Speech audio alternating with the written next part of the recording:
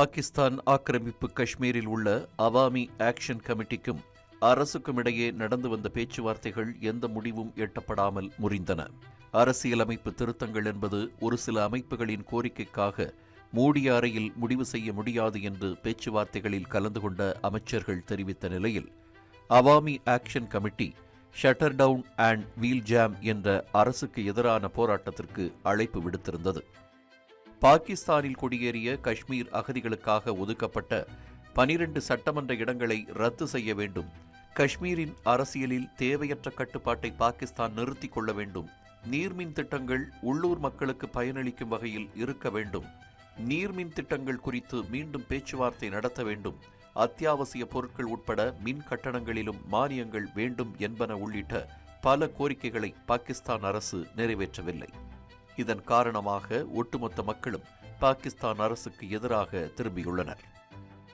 கடந்த 70 ஆண்டுகளுக்கு மேலாக பாகிஸ்தான் ஆக்கிரமிப்பு காஷ்மீர் மக்களுக்கு அடிப்படை உரிமைகள் மறுக்கப்பட்டுள்ளன.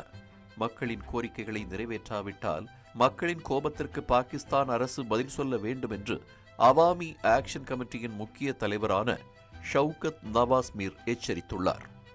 வழக்கறிஞர்கள் உள்ளிட்ட அனைத்து துறை சார்ந்தவர்களும் மற்ற சமூக அமைப்புகளும் இந்த shutter down and wheel jam போராட்டத்திற்கு தம் ஆதரவை தெரிவித்துள்ளனர். அரசுக்கு எதிரான போராட்டத்தை கட்டுப்படுத்த இஸ்லாமாபாத்திலிருந்து 1000க்கும் மேற்பட்ட காவல்துறையினரையும் பஞ்சாப் மாகாணத்திலிருந்து துணை ராணுவ படையினரையும் பாகிஸ்தான் அரசு அனுப்பி வைத்திருக்கிறது. இணைய சேவை துண்டிக்கப்பட்டுள்ளது. பாகிஸ்தான் ஆக்கிரமிப்பு காஷ்மீரில் கடந்த 2 ஆண்டுகளாகவே அரசுக்கு எதிரான போராட்டங்கள் நடந்து வருகின்றன. இயற்கை வளங்களை வெட்டி எடுப்பதற்காக பாகிஸ்தான் அரசு கொண்டு வந்த தனி சட்ட மசோதாவை எதிர்த்தும் மிகப்பெரிய போராட்டங்கள் நடந்தன. பிரதமர் ஷெபாஸ் ஷெரீப் அரசின் வர்த்தக கொள்கைகள் இப்பகுதியின் பொருளாதாரத்தையும் மக்களின் வாழ்வாதாரத்தையும் அழிப்பதாக பாகிஸ்தான் ஆக்கிரமிப்பு காஷ்மீர் மக்கள் குற்றஞ்சாட்டி வருகின்றனர். பாகிஸ்தான் அரசு நடந்து கொள்ளும் விதத்தால் பாகிஸ்தான் ஆக்கிரமிப்பு காஷ்மீரின் ஜென்செட் தலைமுறையினர் விரக்தி அடைந்துள்ளனர்.